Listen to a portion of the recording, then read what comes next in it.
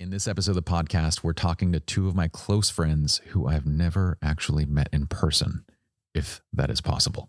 Lanny and Erika of Two Mann Photography. Now, Two Mann, these two powerhouse photographers, when it comes to the wedding industry and our overall concept of what wedding artistry can be, I can think of no other photographers that have had a greater impact over the past decade. Now, this is shown not only in the hundreds of accolades and achievements and awards that these two have received, but also in their in-person workshop experiences. And guess what? We're actually going to be teasing an online workshop experience that they're just releasing. Photographers from around the world go crazy to get into these workshops, and for good reason.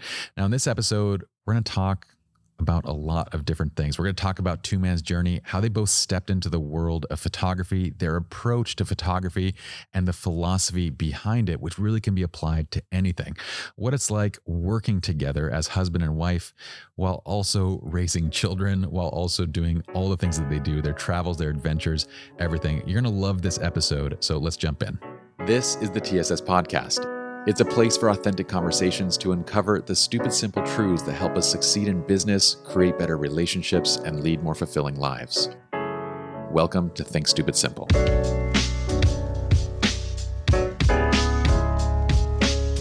Our very first guests who have brought their own candle to the table. I have a candle on our countertop here all the time. It's like my little ritual.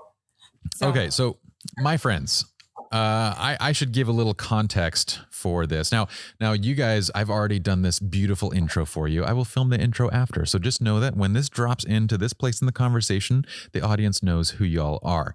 But okay. Just to catch up, the last time that we had a conversation, I believe I was a little bit buzzed. Do y'all remember that? Do you guys remember this? Yes, I totally do. But I didn't know you were buzzed. I couldn't tell other than until you told us afterwards. And I'm like, oh yeah, I could see that. Are you being serious? Because I felt like, I was like, that was the worst idea ever. Why would I get all relaxed and then have a phone call with my buddies? But I think I remember saying the word boutique about 200 times.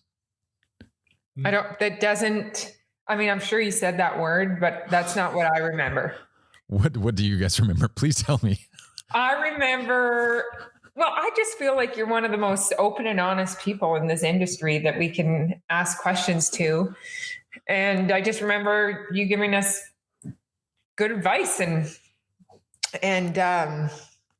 I was like, guys, don't do any of the shit that I've been doing. Maybe it's because you were high and you were like totally zen, but I was. Now, for context here. So I have a medical license. Not that I even need one anymore. I don't even need one anymore. This is a new age. Okay.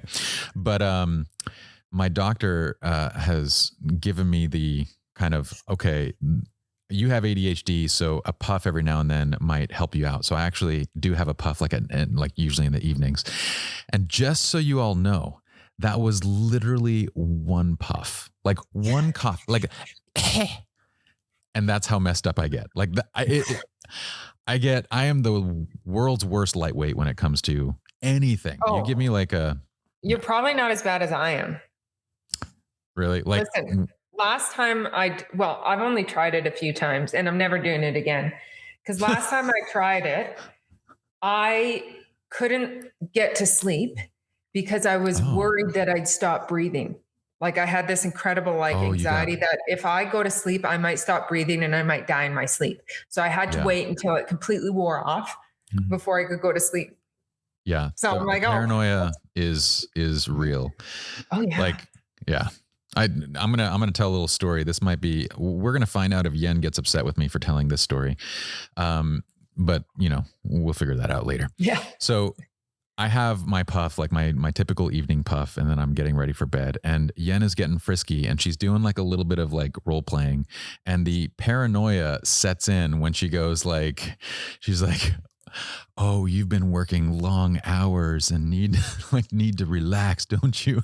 And I was like, oh, have I been working too much? Am I like not around enough? Have I been am I neglecting you guys? And she's like, no, I'm role playing with you. I'm like, Oh, I was really worried about that for a second. It like kind of hit home right now. See, we don't have to role play that shit. You just That's know. just our life. So, except it does the opposite to me. It would like totally turn me off. But anyways, we won't get into that. Okay, you all got to tell me what you've been doing, because you two are some of the most productive individuals that I know. It seems like everything you touch in the world of photography turns to gold. For those that don't know these two, Erika and Lanny, well, I'm just going to say this. I was in the Bahamas. The first time I ever heard of you two a-holes was when I was in the Bahamas, and one of my workshop students shows me a picture and is like, yeah, what you're doing is all great and all, but can you create this? And I was like, who's that? And they're like, this is Lanny and Erika. And I kid you not, after that one guy asked, like everybody's like, can you guys teach me how to like make this? And it's always your guys' photographs. Oh God, I'm sorry. I was like, and it was probably some really gimmicky. No, it's amazing. Too. Your guys' work is incredible. Like it's I would say it's set a new bar when it comes to photojournalism. That is well, I'd be hesitant to use that word photojournalism because we're not. Like, we don't claim at all to be photojournalists, like documentary for sure. But if we use the word photojournalism, we'll get we'll get an army after us. I feel you. Because we move things, we turn off light switches and on light switches, and we don't really direct a lot, but we're not purists though. We're not purists. Let's say in the world of wedding and portrait photography storytelling, you guys have set a completely new bar of the types of images that you're creating. And it's wild. You guys have kind of more accolades and industry recognition than anybody that I've ever seen. It's incredible. So yeah, after I kept getting shown, I was like, I gotta become friends with these people. They're gonna one day rule the world. And I don't know about that. And I loved how you described us as productive. Do you not feel that way? Oh my God. You would only have to spend an hour in our household to realize that there's no productivity at all. Like, there's no efficiency with the way this machine works behind the scenes. Actually, it's not even a machine. It is an embarrassment. What are you talking? Okay, you got to give me context for this. I don't know. Okay. I'm going to shove Lanny under the bus a little here, just because I do that generally. You told me not to speak much as well, so. No, I didn't. Anyways, okay, like let's say Lanny makes a Facebook post and it's like 2 sentences and it's like this beautiful poetic post and everyone's like, give me an example. Oh like what would he say? I don't know, maybe sharing our latest blog post or something. Okay. Like, people just sort of think those like words run off the tip of his tongue. Like, literally that would take him 3 hours and 88 iterations to write. For the 2 sentences. And Erika never exaggerates. I'm not exaggerating. I am not exaggerating. You're a good storyteller. See, he's so naive. He thinks I'm exaggerating, but I'm not. No, I agree. I'm super. We are like, we're creating this online workshop right now, and we've got these videos, tutorials, right? And of course, we're adding our comments on how to change them and what requests for the video team and editing, and I'll have like 10 or 15 comments. For every 10 comments I have, Lanny has 50. Like, there's nothing efficient about what we do. Our workflow is probably the slowest workflow in the entire industry. I'm really selling ourselves here. Okay, then this is even more impressive then, because I don't know how you guys are, like, what you guys are accomplishing is pretty insane. I mean, the way that people talk about going to your workshop. So just for context, those that are not in the photography industry, let me say that Lanny and Erika put together these incredible workshop experiences. There are these in-person workshop experiences that photographers would go to learn the ins and outs of photography, their approach, their style, their everything, their philosophy, all of it. Now, you guys always come up with like a really cool way of titling and coming up with a great product with each of these workshops. And when they launch them, like, the only comparable thing that I can relate the audience to is like you guys are drug dealers. Like you're selling heroin, because thousands of photographers, and these are expensive. They're like $3,000 to $5,000 in-person experiences, and they hit the go button and they're like, metanoia is live. And all of a sudden, like 500 people shit their pants just to get $5,000 into your pockets at a time. And I'm like, what is happening? What is going on? Oh, we're in the same boat. It blows our mind. It blows our mind too. It does. Well, it's a testimonial to the work that you guys are doing. So while you might think it's inefficient, I would argue that maybe you think that it's inefficient, but in the grand scheme of impact, I don't know that there's anybody that has more impact than the two of you have had in this industry that I can even think of for the amount of time that's going, like, that you're putting into these projects. So it's incredible. Oh, well, thank you. Thank you. I probably needed to hear those words right now. And I love that your guys' adventures extend so far outside of photography. I love the fact that you build philosophy into your education, because I think what a lot of people don't realize when they learn photography is that the technical clicking of the buttons and lighting is such a small piece of seeing the world and like documenting it. Mm-hmm. Mm-hmm. Well, yeah. It's like, sorry, go ahead. Well, yeah, it's not like built into the education. The education is essentially built around that, from the philosophy. Like it's born of that. It's sort of like it's the foundation underneath everything. If we're out there teaching something, it's in some ways connected back to that underlying life philosophy, I guess. Which is a lot of unknown, really. Yeah. Yeah.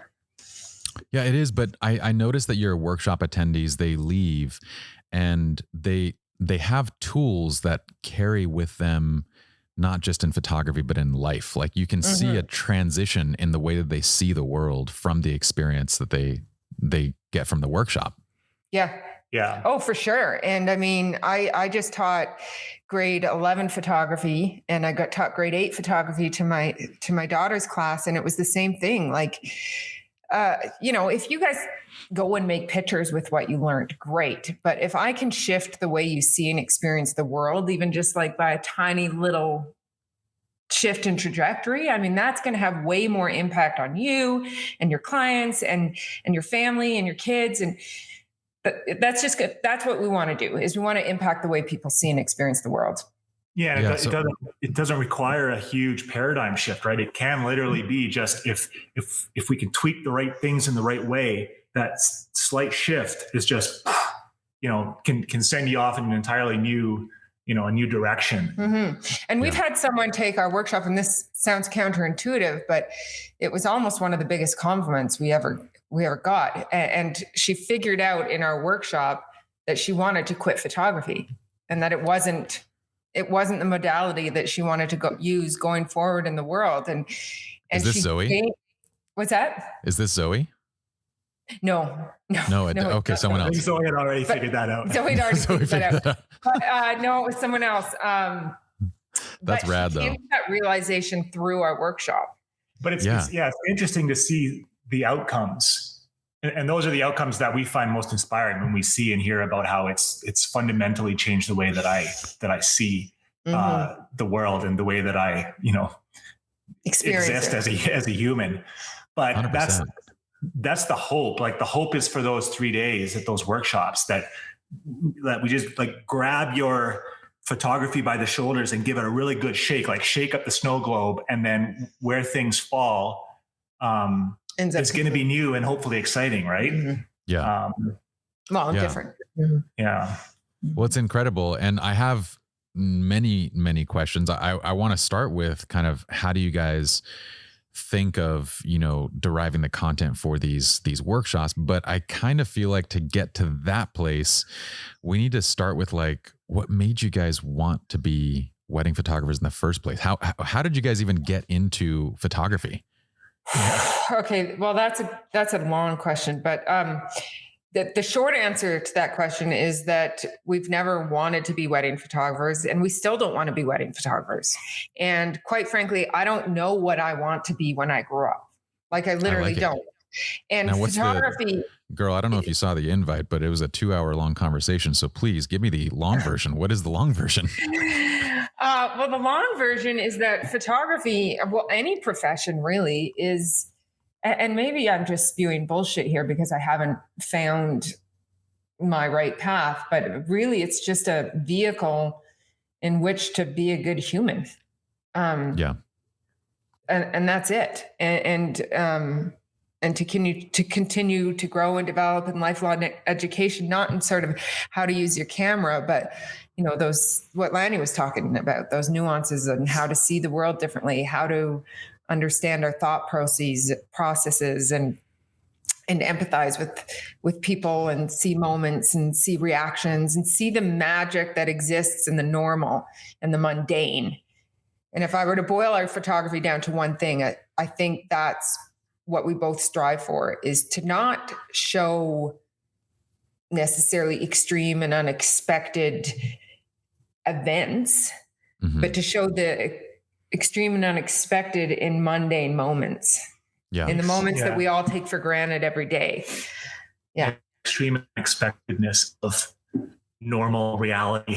Yeah. And I feel like when you said I still don't want to be a wedding photographer. In our minds, that's not what we're striving to do right now, to be wedding photographers. We're striving to do what Erika just said, right? We're striving to show people that magic, right? And to, use the tools that we have right now. It's, seems to be our cameras to do so, but we never really chose this career. Like we didn't choose a career so much as we were just living our life, which, one opportunity led to another opportunity, and all the decisions that we made along the way were essentially these stepping stones that ultimately led here to where we are. But really all we were doing is doing what felt right to who we were at the time. Right. And that's what kind of led us into. Well, and out of necessity, because quite frankly, we started shooting weddings because we realized that's where the money was, but it's led to a bunch of other. Right. But, we were, before kids, when we were just, ski bums, climbing dirt bags, traveling the world, sleeping under bridges, our cameras were our only way of really kind of sharing those experiences with our friends and family, right? When we came home. So it's like, okay, this is how we can, try to capture this experience that we're living and get to show and tell our parents about it when we come home, right? So that led us into figuring out how to use our cameras so that we could do that.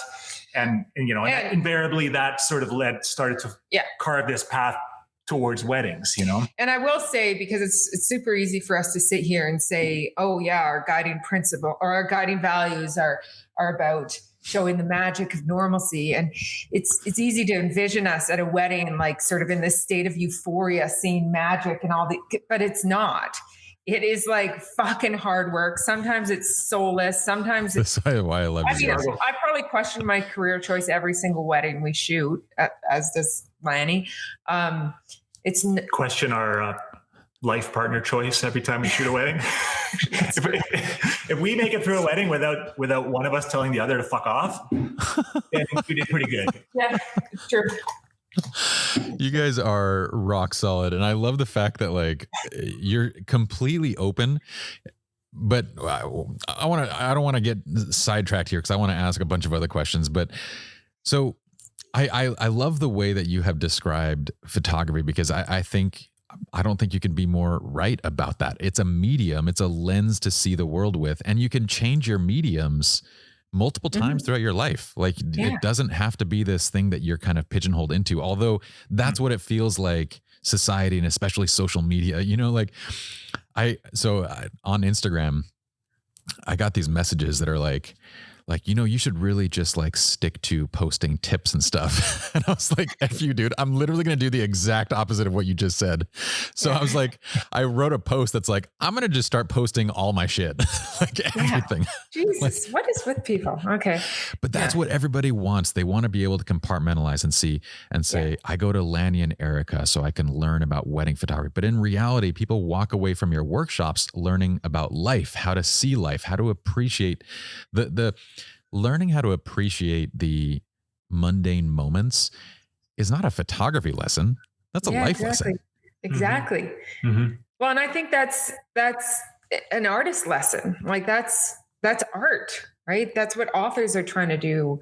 They're trying to translate it through language and observation, and artists are just really good at observing and noticing things that other people aren't attuned with. Yeah, Absolutely. I feel like they're also good at taking our inner world, right, like our subconscious minds, and figuring out a way to communicate it and share it with the outside world, whether it's through writing, through words, through sculpting, photographs. Essentially what we're all doing is we're creating art for the world, but it's coming from our own, our own little, I don't know if it's coming sphere of, I don't know where it's coming from, but it's, we're noticing it in our sphere of consciousness one way or another. And, and then, Erika's figuring out a way to make something for the world, right? For the physical world. Erika's doing this with her eyes. She's going like this with her eyes. It's like, I don't know. That's what Anthony, while they're talking about this, can you actually pull up some of their work? I want our audience to see what we're talking about here.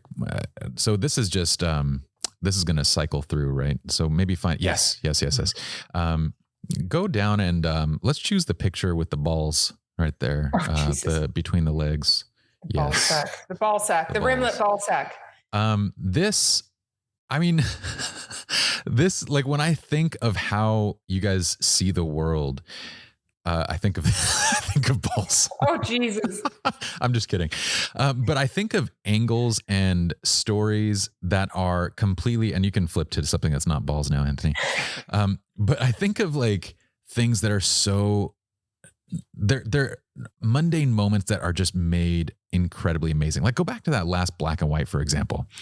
Most everybody here would be focused on those people in the front, but there are these extra stories that are being told within the layers in the background, the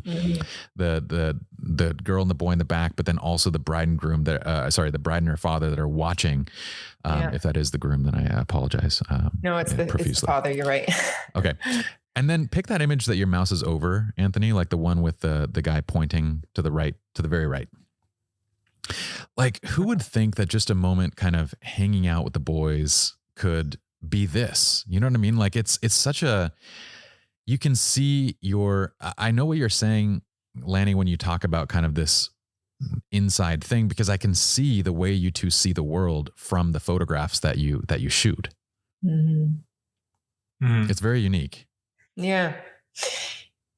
But it's all influenced by outside, which is what I find so interesting about photography, because, creativity and other aspects of art is all about bringing into existence something that did not exist before.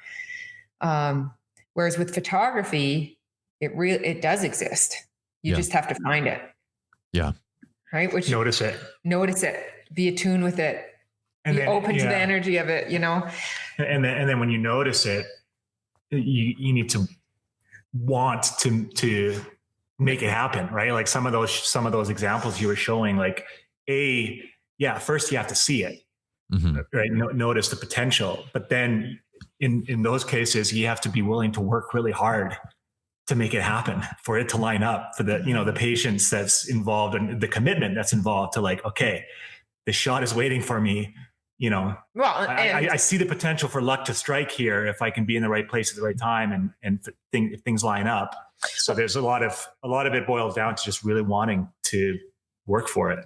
Yeah. But I was going to say, you're only seeing the successes 9 times. Yeah. We'll see things all the time that we work really hard to try and get and miss.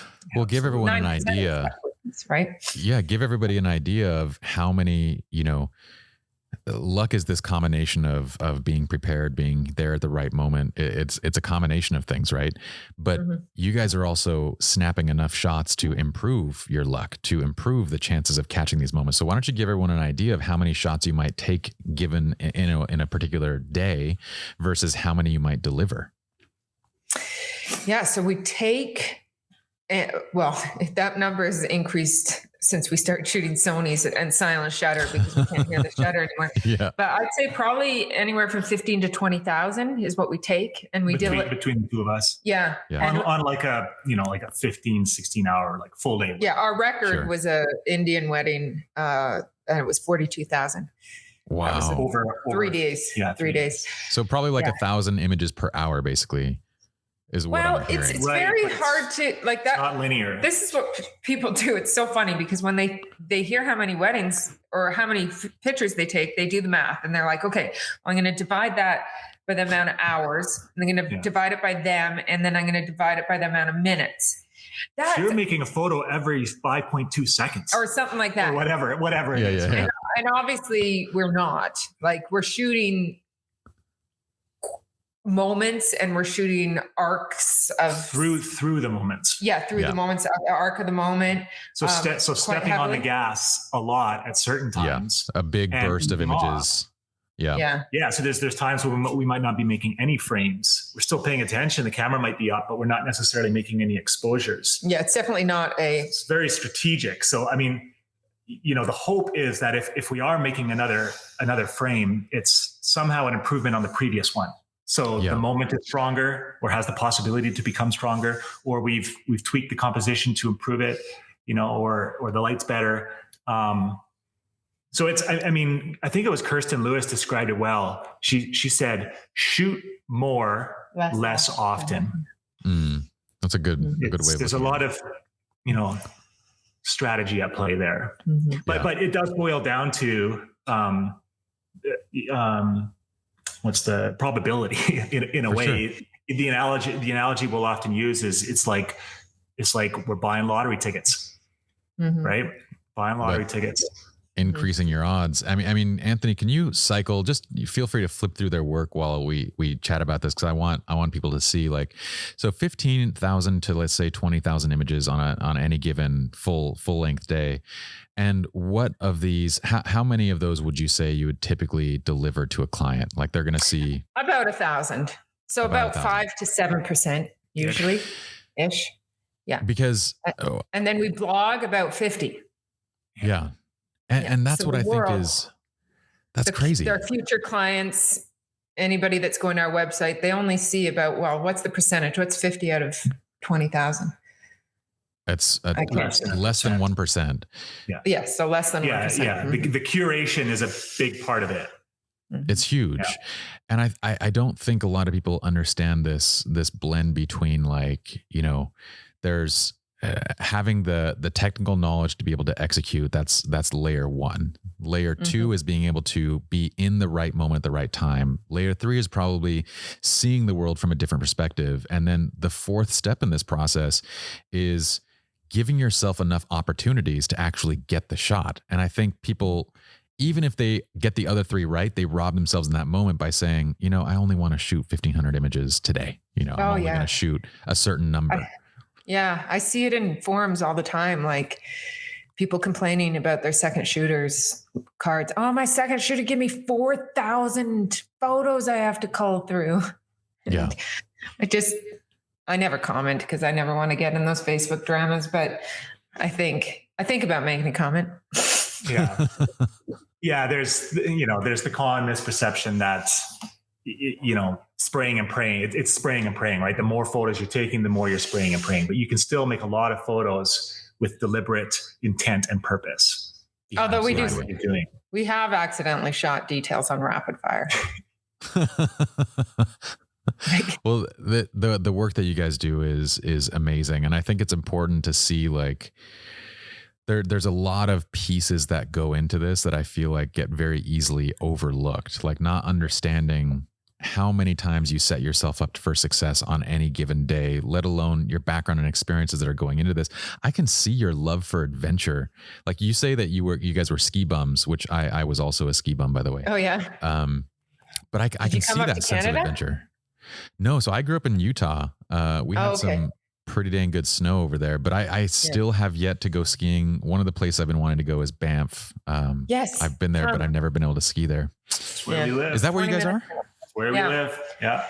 We're 20 minutes from, we're like right on the Banff National Park border and 20 minutes from the Banff town site. Yeah. But one of the things I want to say, just in relation to what you were just saying as well, it's like one of the things we do in our workshops, and we've done in this video, what do you call it? This course that we've created online, is we take people through every single straight out of camera shot in our wedding, and everybody feels way better about their work after they see that.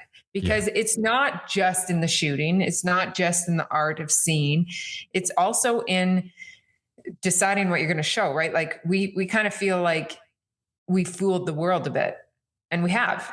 We've totally fooled the world because of what we choose to absolutely choose to show. Very discerning eye for what we show and what we don't show, and learning how to bring it to life, right? Bring that photo to life and show what it is that we saw in it, But I mean, it's cool to hear that you see a sense of adventure in the work, and our roots in mountain adventures, because one of the things that really shifted our work early on is kind of getting back to that, because at first we were trying to be wedding photographers, like fit in that box and do the things that we thought we were supposed to do as wedding photographers, and then we started to realize that, well, weddings are boring.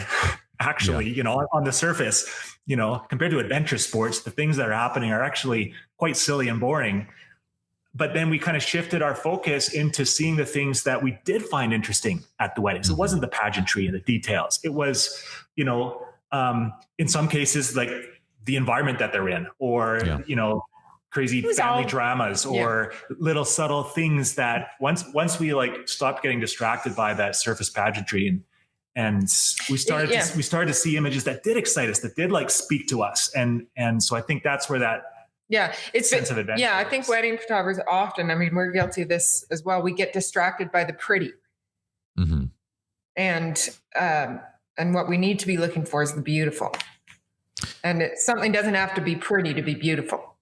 I agree. There's a lot of perfectly imperfect moments that we overlook because we have a preconceived notion of what a wedding should be. And it's then difficult. when we drop those preconceptions and those expectations about, what's supposed to happen, what the photos are supposed to look like, all of a sudden we allow the weddings to be unique and unexpected and different because we allowed them to. We haven't tried to make it fit something else. One of the interesting things that I found, so the type of work that you guys create, and what I want to figure out the way to say this that would be most fitting. But when you look at like traditionally what is published in Grace Ormond and these high-end kind of wedding magazines, and the way that the world looks at a wedding, it's not your guys' photographs. And would you guys agree with that?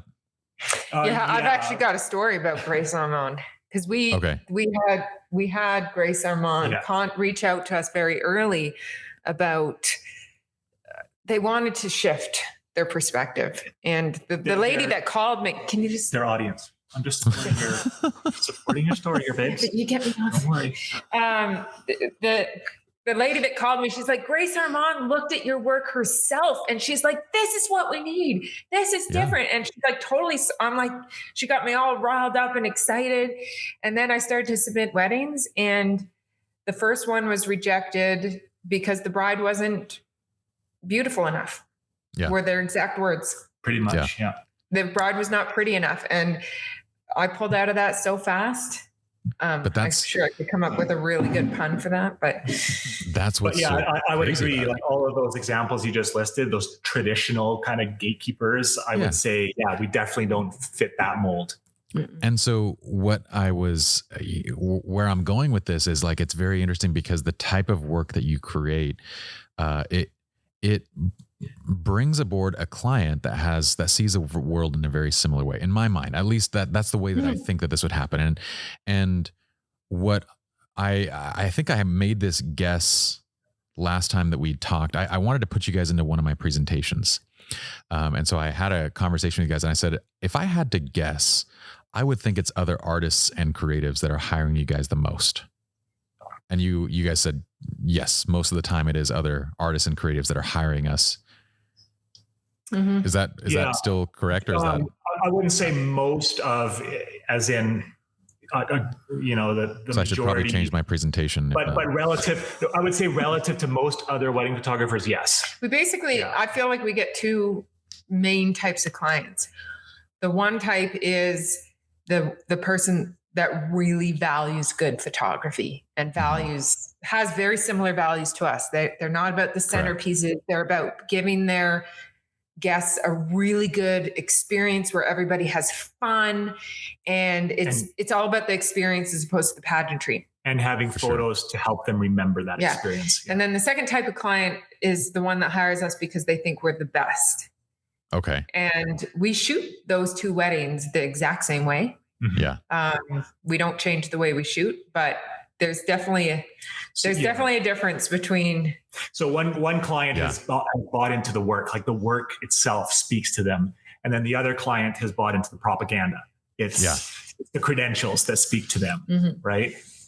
So that's the kind of fascinating part for me, because from a kind of marketing perspective, I've been asked several times about your guys' work when I'm teaching like business, and they say like, how do I get the type of clients that will allow me to shoot this? And they'll show examples, your ball shot, your shots going above like the shower shots, how do I get my clients to do that? And I go, first, you need to show it. So like first, you can't like go to a Jewish wedding and go expect to create that kind of images and then be able to market. You have to have a body of work that shows this. And then you have to actually show that work and find the clients that resonate with that. And you probably are not going to mix and match those, meaning your site right now is all Jewish Orthodox weddings. You don't expect to keep that market and show this type of work. That those two things don't go together. That's so true. It's I feel like people lose this notion of like, you guys are creating for yourselves, and what you end up finding, the people that come to you are people that see the world like yourselves, that have similar values, or that simply look at it as I had Lanny and Erika shooting my wedding, which we get plenty of those too. My question is for the people that for the people that are doing it and hiring you guys for the namesake, are they ever Which is like not very often, to be honest? No. But it's not that often? Okay, because I'm curious whether because they come in with all these notions of like they're not they haven't been sold by the work, they're sold by the brand, right?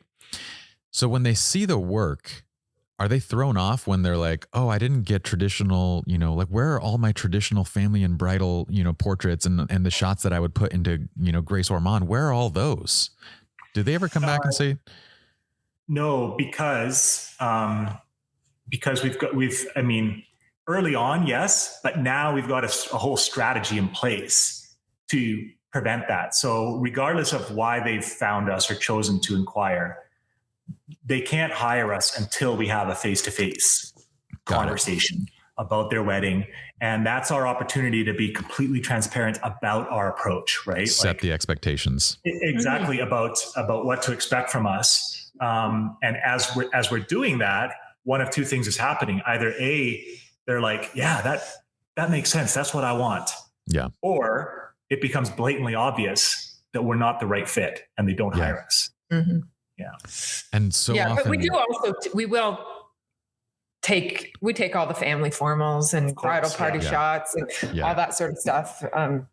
But if that's really important to them, like having all the detail shots taken and, a picture of their shoes hanging in a tree or their perfume bottle by itself, then we'll bring an assistant along just to do that. Yeah. A lot of creatives get they get stuck in the mindset of like, and it happens because early on in their careers, we all struggle at the beginning to make a living. And so we take every client we can get. Well, once you're established, I don't think a lot of people don't ever get out of that mindset. They don't realize that like taking the wrong client is doing you just as much of a disservice as them. In the sense of like, can you imagine if someone came to you guys at this point and was like, okay, Lanny and Erika, I really love your signature stuff, but in addition to that, we really want to get published in Orange County Bride. So can you shoot like a bunch of bright and airy stuff to go along with it and just deliver both? Yeah. But the starving artist mentality. mentality. To pay for an extra photographer to come along and do all that stuff. Then sure. By all means. Yeah. Have you read The Artist's Way? No. She's got a great line in there, which really resonates with me. And it's that as there's basically you have two choices as a creative, being in a creative industry, well, actually any industry, and that's either to make work based on the market, which of course you have to do at the beginning of your career in order to get some clients, or the much more sustainable thing, at least, and fulfilling is to make your own market based on your work. For sure. Yeah. If you have the means to do so, right? Because you have the means to do so. And there's nothing wrong with making work based on the market either. But if you want, like lots of people that want to get into that sort of luxury, sort of boutique, we'll use that word, boutique that you love so much. Boutique. You have to do the latter, right? Yeah. You can copy other people's work and make work that you think people will like, but it's going to get boring pretty fast and unfulfilling. Yeah. If it doesn't line up with who you are and what you value, it is unsustainable, like long-term. Yeah. You can, but I do think that, like, you know, if you have if you're fortunate enough to have the financial means, then it makes complete sense to just create what you want to create and build your market around you and what you know, who you are and what is sustainable long-term. If you don't have the means, it makes complete sense to go backwards and to say, I'm going to create what the market wants and work my way backwards back into what it is that I value. Mm-hmm. Yeah. And I will say we were able to take that risk fairly early on. How is that? Because you said we were ski bums. Ski bums don't make a lot of money. We did no, but we weren't photographers when we were ski bums. Well, we were more recreational photographers. But when we first started our wedding photography business, Lanny was also a firefighter. Oh, and firefighters don't make a lot up here. It's not like we had a huge amount of excess income, but we knew we'd have groceries on the table and we knew we'd have food to eat and a roof over our heads. We were still living paycheck to paycheck, but having that second career for the first 5 years of being wedding photographer, like it was a long time, allowed us to take risks in that regard. Yeah, that's huge. Having a little bit of enough support, like you said, to have the basic necessities covered allows you to take far bigger risks. Yeah. Which, by the way, Lanny, thank you for your service. I recently almost burned down my home and I actually had to call the fire department. What? Oh, really? It was, so my cleaner, and it's my fault, but I'm going to put half the blame on I had a cleaner come through and she put my giant, I like to cook. I have like an 18-inch plastic thick cutting board. She put it in the oven. Like, who puts plastic in the oven? So my kitchen is like my domain and nobody goes into it in our family. Like they know, like it's my place. And I'm broiling something. So I preheat the oven to broil. So 550 degrees and I step away without looking inside. And that was my failure. And, I come back to it when I'm smelling like this burning smell. And as soon as I opened it, this superheated plastic explodes. It just ignites and like this mushroom cloud hits the ceiling. I shut it, turn it off, like cut the lines. And I was like, I wonder if I can contain this. I like open it a little bit. It's like 10 times worse. And I'm like, I'm calling the fire department.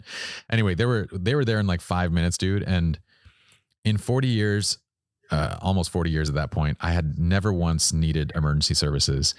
And that one time that you call, you're like, thank God you guys are there and ready to like act. They saved the house. Like they made it so it was just the oven that basically got torched. We had to do a little bit of kitchen work. Wow. But man. Yeah. Yeah. Anyway. Crazy. Well, if it makes you feel better, Lanny put an electric kettle on the stove and turned the stove on to boil it. Oh, that's a very interesting proposition. Yeah. How did that go? And he's a firefighter. Yeah. And he's a firefighter. How do you think it went? Well, hopefully you detected it before it was a superheated flame ball. It was, yeah. It wasn't detected before we had toxic fumes all through our house, but it's okay. So tell me about skiing. You guys were ski bums. Were you guys traveling a lot and just going skiing? It was more climbing. We were more climbing buns. We're not that good skiers. I mean, we ski a lot, but we're definitely not skiing. Yeah, but I mean, before kids, we lived for travel, adventure, climbing, running, trail running. I mean, that was basically our life, you know. Yeah. And then lived out of our van we went from here all the way down to Mexico and stopped at all the different climbing destinations. That was our honeymoon. Yeah. 3-month honeymoon. Yeah. I love it. Yeah. So it was like once the kids came along, that was essentially once we started to try to figure out, okay, well, let's hone in on some sort of a money-making thing. Yeah. So that was the time that we basically built our wedding photography business. And you started firefighting then and too. I was also, that's when I started full-time firefighting. So, it was a crazy time. Mm-hmm. Yeah. Well, so do you guys know Warren Miller? Yeah. Well, we don't know. I don't know. Well, yeah, I don't know. Yeah. Like, I love his film. not like in person. Like, we're not like those kind of ski bums. God, no. Well, that was like my dream. Okay, so that was my dream growing up, was to be in a Warren Miller film. Wow. The problem is, like, growing up in Utah, it's basically the dream of every other kid. And so if by the age of 16 you're not doing backflips, you're behind the curve. Like you're so that's me and my what 360 it's like in Canmore. Yep. Like if your kid isn't skiing black diamonds by the time they're 4, you're behind. It's kind of insane. It's how I actually like tweak myself many times, because you're amongst such good skiers around you that like we're doing stupid stuff all the time. Like, you know, we're hucking cliffs and doing all this stuff. But it didn't work out for me. But I love his films. Warren Miller's. But you're still alive. I'm still alive. I got 2 kind of messed up knees from a wild 10-year ride of skiing. But I loved it. It was awesome. Yeah. Wow. There's nothing. Okay, so maybe we shouldn't go skiing with him. No, we're definitely going skiing. We're definitely going skiing. I need to. I've dreamt of Banff powder days since I was like 8 years old. Oh yeah, yeah. When it snows, it's good. I can't keep up with the kids anymore though. Yeah. Your guys' kids? They're skiing double blacks now. Nice. Yeah. Well, I don't know if I could do that anymore. I would be willing to. I go the other way around. The pride in me would be like, I got this shit, kids. just back it up. Your uncle used to do this stuff all the time. And then you guys would be like taking me home on a stretcher. That was the stupidest idea, Pi. Why would you do that? I'll be your voice of reason when you're here. Please. Yeah. Please, we can go skiing so long as you guys are there to prevent me from doing something stupid. Your voice of reason and his voice of reason. Yeah. Well, and Lanny, I forgot you're like a track runner, aren't you? Like you've run long distance running for a long time. Yeah. Yeah. Well, both of us. Well, no, I runners. wasn't you were a track star. I was just like recreational. We actually met. I'm a jogger. We met at the National Track and Field Championships. And wait, both competing. I mean, pre-kids, pre-mountaineering, the focus of my life for like 2 decades was to try to make the Olympics. Essentially, I was training as a middle distance track cross country runner. And wow. I got to represent Canada a couple times, never at the Olympics, but that's rad though. Yeah. How cool. It was quite the run. So, I mean, both of you guys being runners and I mean, you're both clearly fit. How do you feel like you've done hard shit. Like you know what it is to be in pain. You know what it is to like suffer basically doing this. You probably enjoy running more than I do, but to me it's pure suffering. But let's say it's just partly suffering for you guys. But how do you feel like it's all relative? It's all relative. How do you feel like that mentality has kind of helped you in terms of like business and life? Oh, huge. Yeah. There's one of Lanny's professors at university used to call mountaineering the art of suffering. Yeah. And that really is what wedding photography is. Not so awful. What wedding photography is. It's the art of suffering. It's how to suffer with a smile on your face and work through it, even though it sucks. And I would add also just like the athletics in particular taught me a lot of lessons.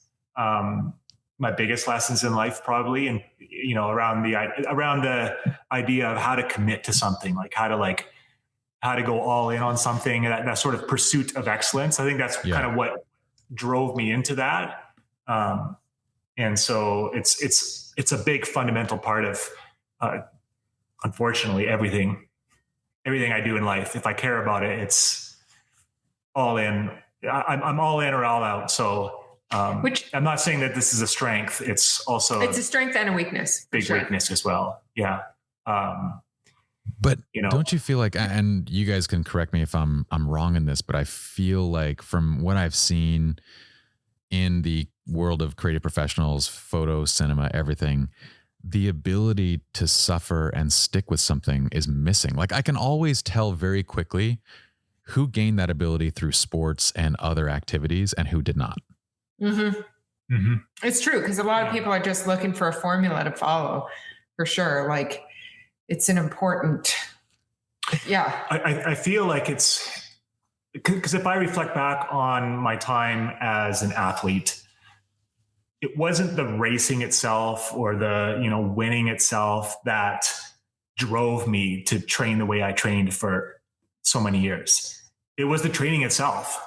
Like literally it was the workouts with the guys. It was that waking up every day and having this regimen. And it was the pursuit of excellence itself. Literally Absolutely. That was driving me and fulfilling me versus the excellence itself. It wasn't the performance. It was training to perform. Mm-hmm. And I feel like that's underlining the process itself. And I think if you look at anyone who's really succeeding in whatever they're doing, it's not just the results that they love and they're striving for. They actually love the process. They actually love the hardships or the struggle or whatever's involved in creating that. I wouldn't say love. I would say they're committed to it, but they enjoy it on some level. There's an enjoyment. Yes, but then that means if you're not enjoying it, you're doing something wrong. And there's plenty of times where we're not enjoying it. I mean, the hardest runs to do, because I train as well. The hardest runs to do, I don't enjoy, but it's about getting it done. Like like a good run is a run that's done and in the books. It's not. So I'm not saying we're enjoying every minute of it. It's the commitment itself, I guess, is having that struggling for something that you feel is important and that you care about. There's an enjoyment in that type 2 enjoyment, right? Mm-hmm. I know what you're saying. Like there has to be something about everything that allows you to basically suffer the process. Like maybe you enjoy the process, maybe you're suffering the process, but somewhere along the way, there's some piece of that gives you enough to actually go through the process each and every day and be consistent with it. Yeah. But in the world of creativity and artistry and photography and cinema and all that, people look at the result. They look at this like, okay, Lanny and Erika's images, that's what I want to create. And they don't think of the process of suffering. And when they actually see what that is, they have that, oh shit, this is not cut out for me kind of moment. Like that's not, you know what I mean? Like, and it's the difference to me between like seeing somebody that has longevity. In almost every instance in our industry as well as others, when I see someone that has longevity where they can just consistently crank, they've developed the ability to suffer the process because they want the result. And in every instance of someone walking away early, because the average churn, I don't know if you guys know this, in our industry as photographers, the average churn is 80% over 5 years. So over 5 years, 80% of the people who say, I'm going to be a professional photographer, leave the industry. Wow. And those are the people that I think are completely unprepared for the process. Yeah. Yeah. That's a really good stat. Mm-hmm. Yeah. I would totally agree with that. And in education as well, when you look at work that inspires you, often the instinct is to look at the work and figure out how to make that work. Versus, like you said, looking at what are they doing? Who are they? What are they doing that's producing that work? People are copying the results instead of copying the process. And copying the results, I mean, emulation, whatever, I don't really have that big of a problem with it, but that's not going to get you very far. But copying someone's process, like breaking down their process and what they're doing and what's working for them, and that sort of whole art of suffering, that's going to get them a lot further than copying the results. Yeah. Well, it's the difference between being able to replicate a business model to a varying degree of success versus being able to take what you know and create any business and do it for life and do it to a very excellent level. So that's a super interesting thing. Funny enough, when I when I don't know when we met in person. I feel like I've seen you guys so much. But we really need to hang out. Like we do. Yeah. Like it feels like we have, but it does, right? It feels like we've hung out, but we actually haven't. Maybe it's because we resonate well. I don't know if you guys realize how, and I think I might have mentioned this to you before, but how fortunate you two are in having each other's perspectives. Like I know, like you guys are very open and honest with, your relationship and everything, which I'm always super appreciative of. But the fact that you have somebody right next to you that knows you so well, that shares similar values, that can call you on any bullshit before it actually makes it to the surface is like such an incredible thing. Like, it's incredible, but it's also a curse. I'll tell you. I wouldn't have it in like any other way. I can't just let it be. Just because I do. No, but that's what he's talking about. I mean, often you're ground control for all kinds of craziness, and it's there's definitely a yin and a yang thing that goes in both directions. That's a curse, but also pretty awesome. It is for sure. It is awesome at times, but honestly, I keep looking at Erika's eyes and I keep getting the. Honestly, we need to. I'm just going to be completely honest here. We need to do it. We need to have a work divorce. We do. A work divorce. We need to start working separately. It's like it is awesome. Well, we already do work separately wherever we can. We do. What would a work divorce look like? What does that look like? I don't even know yet, but I've just decided. A few weeks ago, I was like, it's time. We've given it a long shot. It's been, 10 years that we've worked together? Yeah, I guess so. I mean, it's, and not only work together, right? Work together, live together, raise kids together, travel together, everything. I mean, that is gnarly for sure. Because I get just like you guys, I'm very open and transparent when it comes to Justin and Chris and our relationship. We're all like family and we fight like family, and it's far from perfect, but we make things work. But at the end of the day, I can be like, Justin, you're a dick. I'm going home. But yeah, see, that's the thing. You can say at the end of the day, you can do that at the end of the day. I have to go sleep in the same bed as him. Yes. Right? Lanny, you're a dick. I'm going to bed. I wouldn't be that nice. Me calling him a dick would actually probably be an upgrade. Improvement. But like, if I think back to my career as a firefighter for those 8 years, I don't regret leaving. I don't miss anything about the job. Yeah. Really, other than some of the guys, and the separation. That's the one thing. I really miss his night shifts. The night shifts, hanging out the hall. It's like just enough separation from. Well, I'd like to be able to go on a date and just not have all this this work stuff hanging over our heads. Yeah.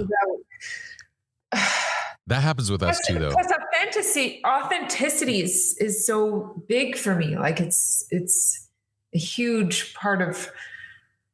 And so I'm. It seems like that's big for both of you guys, right? What's that? That's big for both of you, isn't it? Or does Lanny do a better job of just not saying something? Yes, I mean, yeah, for sure. We are who we are. Like, we're not pretending to be somebody else. Like, we are who we are. Mm-hmm. We're not faking it in that sense. But I would say for Erika, one of her defining characteristics is she cannot fake it in any way for anybody at any time.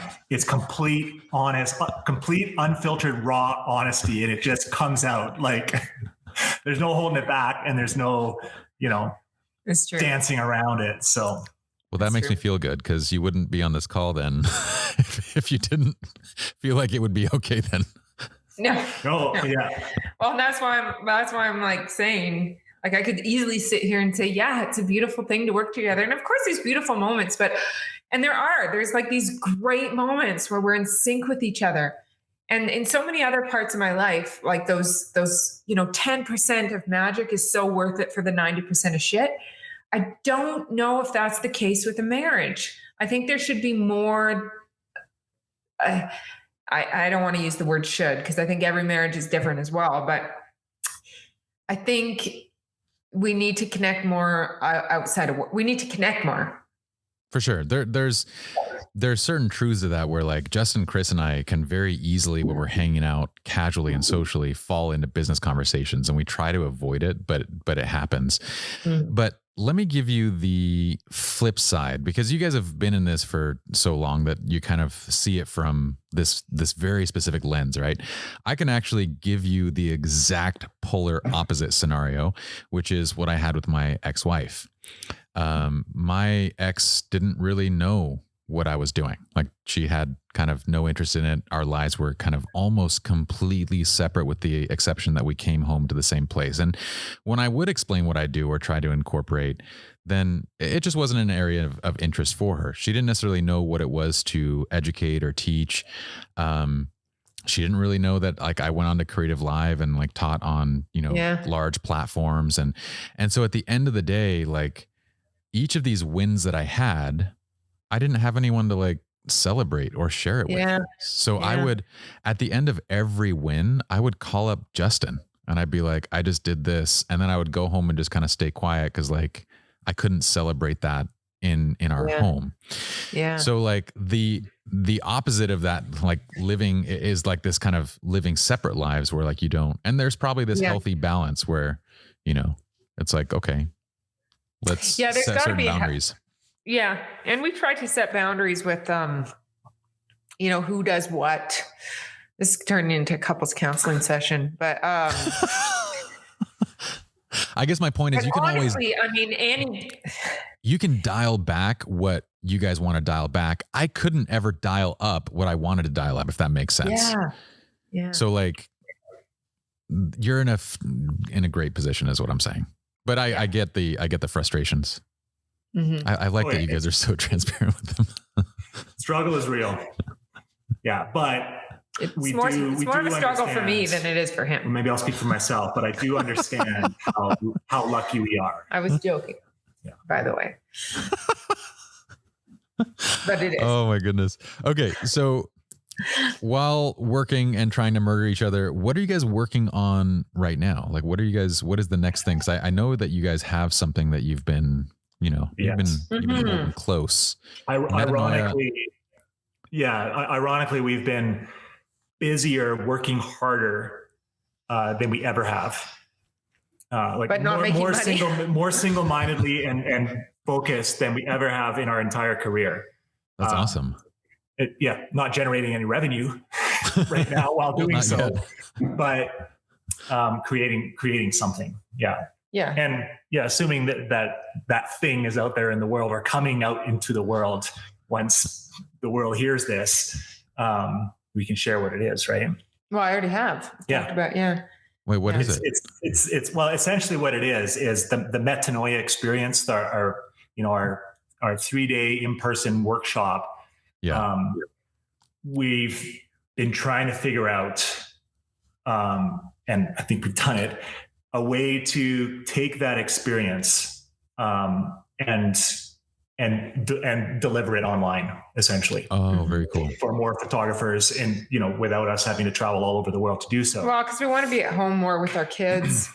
Plus, we've delivered that workshop now, and it changes every single time we deliver it, but it's reached the end of the lifespan for us in terms of where it's all super important information that we want to share with people. So we want it to be out there in the world, but we want to teach workshops that come after that, in-person workshops that come after that. That makes sense. Yeah.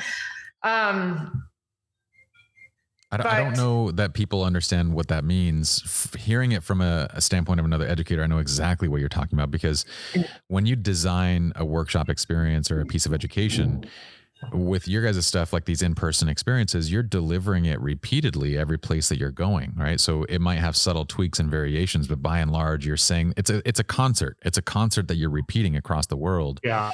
And eventually, it's like having to know how to use your camera before you can learn how to use your flash, right? Yeah. So it's all really, really important information that we want, but we want to go deeper.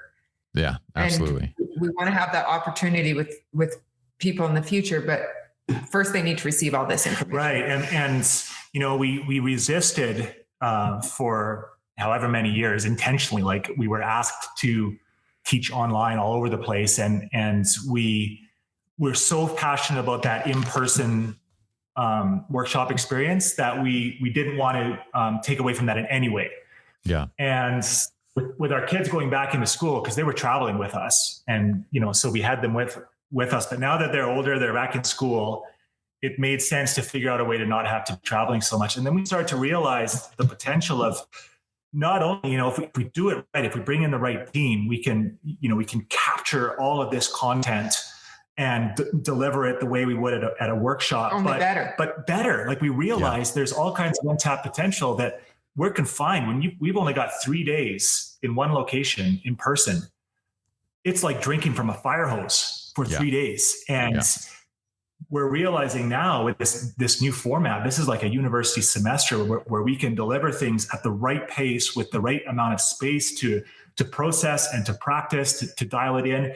And we can, rather than just, going out, having to everybody get dressed, go outside, do a demo in one location, we can take everybody to a wedding. We're going to take them to a wedding, behind the scenes with us at a wedding. We can go to 27 different locations and demonstrate all these different things from all these different camera angles and get that all, in there. It would just be logistically impossible at a real in-person workshop. So, I mean, this is your studio album. This is your album that you're recording. Yes. And then it sets you free to go and write the next album and go do more in-person concerts and then come back and, do the same thing. Yeah. But you have to. That's a good analogy. Great analogy. Yeah. You have to, in my mind, you have to create the album and then move on to the next thing. Otherwise, as an educator, as a creator, as the person that wants to lead, you lose your own inspiration. You can't just repeatedly. I felt the same thing so many times where I'm like, okay. And that was kind of the impetus for this podcast, is like, I'm tired of just talking about photography and f-stops and settings and, and even just the business of photography, I feel like is limiting. I need something that goes beyond this to keep myself fulfilled. Yeah. Mm-hmm. Yeah, for sure. And that's the most important thing, is to keep yourself, because it'll translate through your work or your podcast or your writing or your photos, right? Your heart's got to be in it, right? I feel like that's part of what made those workshops so magic, is because both of us were 100%.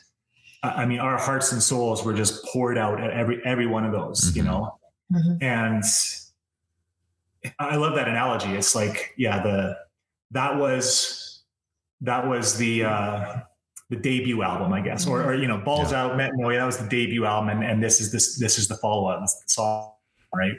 Or hopefully the Magnum. It's the next thing, right? The thing that 100% of heart and soul now feels like this is where we want to put it. Yeah, I mean, it will be until the next one. And then and I think you can create this library of greatest hits. Like, this is going to be your discography that doesn't ever have to stop. But it's a fun journey on both sides of it. What's funny to me is the success that you guys have had in workshops has been beyond. I don't think anybody in this industry has ever seen anything like it. There hasn't been anything close to it.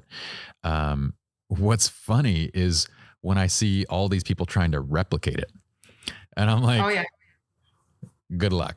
Like, there's people. I've found workshops that have literally plagiarized their entire website word for word, and they called it Balls Out photography. They're like, no, this is different. It's petanoia. Exactly. No, because people don't understand again, going back to, like, I think as humans, we all have this tendency to look towards destinations, and we say, like, I want to be there. And we skip over, like, the entire journey, which, by the way, once you get to the destination, after you've done it once, you realize that, holy shit, it was the journey that was the best part of this. Now that I'm here, all I want to do is start another journey. But until they've done that once, they just want to be at the destination. And what they do is they rip something off and skip every step of the way there. And then they end up just failing miserably because their, students, their customers, their clients, whoever it is just wildly unhappy with whatever they delivered because they didn't have the ability to deliver it. They skipped the process. Yeah. So every time I see it, and you'll see this, like, whenever you guys announce a new workshop, I'll see a wave of photographers that are like, new workshops coming. And I'm like, oh man, everybody's jumping on the Lanny and Erika train, but you're too late because their train's moving and you're stuck at the station. Stuck at the station. Wow. Well, it's interesting because you talked about that destination, right? And I mean, Lanny and we've fallen into that trap many times. I mean, I remember when we first got into wedding photography, it was all about the awards and the accolades. And it was our goal to get Fearless Photographer of the Year. And now you have 200 of them. Well, and I got there. I did get there. But when I got there, it wasn't a sense of arriving anywhere. It was like a sense of, what have I sacrificed to get to a place that I don't even care about?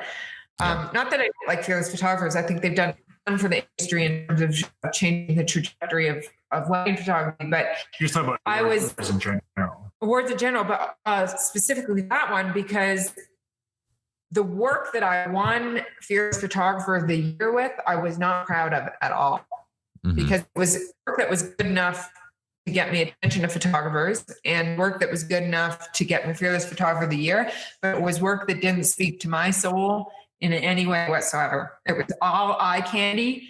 It was all lifeless representations of ideas with no soul behind it. And so I went through a really tough time after that, really questioning what I was doing in photography to begin with, because I'd gotten this great accolade. I felt like the worst photographer in the world and I felt super dishonest. That's the weird thing about. And as a result, the work shifted. Mm-hmm. Yeah. It was a realization.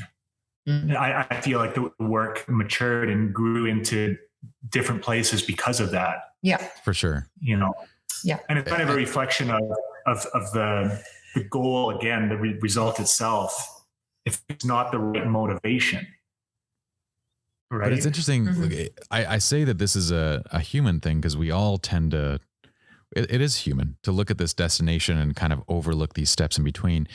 But the weird thing is that like I could probably guess, Erika, and I think you've already said so much too, but getting to the destination, thinking that the validation is going to eliminate self-doubt, it's going to improve your confidence, it's going to eliminate imposter syndrome, it's going to do all these things. And you get to the destination and realize, nope, those things are still there. And that was something that I need to deal with on my own. And I still need to deal with on my own. Yeah, totally. It doesn't have the effect that you think it's going to have. And you end up sitting there going, now what? Yeah.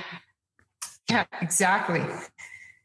And the now what? I mean, the ultimate sort of realization is that meaning that we're all looking for is found not in the destination, not in the awards, not in the end results, not even in the process. I don't feel like. I feel like it's found, and this is really hard, and it's easy for me to sit here and say, but it's much harder to put into practice. It's found in the struggle, it's found in the questioning, and it's found in the unknown of everything. Yeah. Which I mean that's like the essence of stoicism, right? Stoicism. Stoicism, yeah. Stoicism, right? The Stoic way is this realization that happiness is the goal of most of us, is to get somewhere in order to be happy, right? Is to work hard for something or work towards something in order to get to that destination, because at that destination I'll be happy. Mm-hmm. And this stoicism is like a reframing of that to turn it around so that the happiness itself is where you are now, right? You can close that gap, not by getting there, but by making there here. Like this life is awesome. This is actually what I want to be doing. Right. And then, that's gratitude, that's appreciation. That's, and I keep reminding myself this right now when we're working so hard on this thing to birth this thing out to the world. It's just an insane, monstrous project, and tendencies to be focused on, okay, once it's out there, once it's complete, once it's finished, it's out into the world. Reminding myself that I'm going to look back at this time in our life when we were creating this thing, and there's something special. It'll be the best part. I genuinely feel like it'll be the best part. This better not fucking be the best part. I haven't seen you in a week because you've been working into. Wait, but separation. We're trying to get some no, this private time. He's been working. He worked till 3:30 in the morning 2 nights ago and 11 o'clock last night. So this better not be the best part. Well, I feel like every time. So for me, along this journey, when Lynn and Jirsa was being built, when it was me, Justin, and Chris in the apartment, and we were working together, and we were just like, those are the times. Those are always the stories that you talk about. It's the $2 budget, per meal. It's the we did this out of our apartment. It's we were meeting people at coffee shops. Now that once it became a running business that kind of, for the most part, took care of itself, it was no longer fun. And then I went on to, okay, let's make SLR Lounge a thing.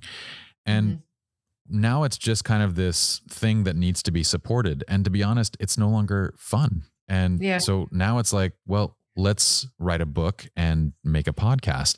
And these are the things that I feel like I've realized that it's the birth and the growth of these things, that those are the moments that I enjoy. And once they're alive and they're thriving, great. Let them run, let them do their thing. Yeah. But coming to the realization that those are never the stories. I never talk about what it is to have, a building and a 7-figure revenue stream. There's nothing. Yeah. I would first of all sound like a dick by saying it. I sound like a dick right now just in saying it. But there you go. There's nothing relatable about it. There's nothing that's like, oh, that's cool. Oh, you get to go in and manage employees. Awesome. This is so great. But those are the stories that we talk about. So I feel like right now you're embracing the suck, but I do feel like you guys are going to be talking about these moments. When this thing is launched and it's live and it's everything that you want it to be, you're going to be talking about the times that you wanted to kill each other. Oh my goodness. Can you remember that? Oh, we've got so many great stories about when we want to kill each other. Got so many good ones. I could write a book on them all. That would make for a great title. All the times we wanted to kill each other. The times we wanted to kill each other. Yeah. Well, that's rad. I'm excited, guys. I'm excited for this new step, the new venture. So at the time that this podcast is being released, y'all can actually go check it out, right? So we'll actually put the links up. It's basically open cart from March 1st to 7th. Okay. Hang on. Let's get March 30th. March 30th. The 30th to 7th. March 30th to April 7th? Yeah. Yeah. So we finally get to reveal it on March 1st. Got it. March 30th is when we get to make it available. Make it available, but it's only available for a week. For 1 week. Until close enrollment after that. Yeah. Because we've designed the course so that everybody goes through at a similar pace. And it's dripped out. It's not just here's the course, here's 60 hours of footage. It's dripped out in a very sequential way so that everybody can experience the right information at the right time. The arc of the experience has been carefully crafted. Yes. And so it's delivered over and then we have several weeks, kind of like a university course. And then we have live Q&A sessions as they're going through the course. So there's face-to-face interaction as well with the group, which is why we need everybody to kind of start together so we can bring them through the whole experience. Mm-hmm. Okay. So we'll expect the industry to rip you guys off in about 4 months after. Oh yeah. Yeah, exactly. And to deliver 10% of the experience that you guys do. Yeah. Yeah. Or someone will pirate it somewhere. That always happens. I'm stoked for it. I think it's going to be absolutely incredible. So are you guys going to kind of close and then open enrollment like at different times to kind of rerun the same program? Or is this We'll see how a the first one one-time goes. thing? Yeah. Well, we'll see. The hope is that, I mean, everything that's gone into creating this, I hope we'll put it out there into the world more than once. But for now, we'll see. We're just focused on first group. Focused on March 30th now. Yeah. We're on this, I think 60-day countdown. I love it. Today or something. Yeah. I love it. So, okay. To close out. Our kids will be walking in soon. Okay. From school. We're going to wrap this up. And I just want you guys to end with one thing. So what do you guys do for fun? Let's see. That's a great question. I love that. And I just took like a breath and a sigh of relief because it allows me to talk about. What do you go first? I get outside and move. Okay. So depending on the season and how much time we have and the mood I'm in, about outside running in nature or backpacking the kids or, out on the river, paddling a river. Yeah. Outdoor adventures / exercise. Yeah. I love to read to the kids. I'm reading Mal and the Da Vinci Code right now, and we are having so much fun reading that. And then same, go with the. I try and get out with the kids and do something with them once a day because that's what really feeds me. Is just hanging out with my kids and loving them. Kids are easy to love. Well, I want to love. I do love him, but he's just harder to love. Adults are always harder to love. Each of us are harder to love than the children. They're very easy for the most part. Yeah. My kids are monsters and sometimes a-holes, but Oh yeah. I can to that. Kids. But I appreciate you guys. Thank you guys for coming on. Thank you. And I just want to finish off because you've been tooting our horn all this time, but just so you know, you are a huge influence on us. And your work is one thing. I mean, your work, you trust me, we knew who you were before you knew who we were, and your work is amazing. But what the way you conduct yourself in all the different photography groups that we're a part of together, the way you conduct yourselves in times of political turmoil, the way you're constantly growing and trying to be a good person in this industry and do the right thing. I always look to you for that stuff. Like I just think of how you handled that situation, when that article came out with SLR Lounge and there was all these, you just handle situations and setbacks in a very admirable way. And I always say we got to be more like Pi. No, you're a role model leader for our industry. You are. Absolutely. Well, that's very sweet of you guys. I make many mistakes, just like you said, trying to be a good human. That's it. Yeah. But I appreciate you all. It's very obvious. So appreciate it. And we're going to link up everything. So if you guys are listening or watching the video, be sure to check out the description so you guys can get all the details of Lanny and Erika's workshops. Check out their incredible work. And I'll see you guys next time. Next time we got to do this in person. So yes, I agree. I'll come to Banff. I'll bring my gear. Lanny's cocktails. Lanny makes really good cocktails. And if I have a cocktail in my hand, I'm a much nicer wife as well. So all I need is one cocktail, Lanny. Even more honest. Even more honest. Well, you give me a cocktail and I'll give you 200 more boutiques, with one cocktail. That sounds great. That sounds great. Guys. Okay, we'll thanks, bye. Okay, have fun. See y'all. Bye.